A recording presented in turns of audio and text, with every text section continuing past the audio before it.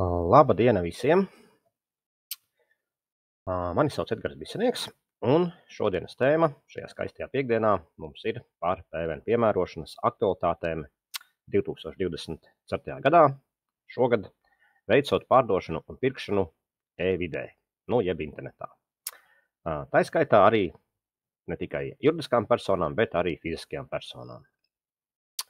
Seminārā runāsim par to, kā ir jāsniedz pakalpojumi, jāpiegādā preces, jāpērk pakalpojumi un preces caur internetu. Skatīsimies, kā ir jāpiemēro PVNs atkarībā no darījuma partnera statusa, kā PVNs ir jādeklarē PVN deklarācijā šis te darījums. Un arī tā kā jau sākumā teicu tikko, tā kā arī skatāmies arī, ko dara fiziskās personas, tad arī vai šīm fiziskām personām visbiežāk, bet ne tikai, arī juridiskām personām, veicot šādus darījumus, ir vai nav, un ja ir, tad kad ir jākļūst par reģistrētu PVN maksātāju. Tēma numur 4 būs dažādi citi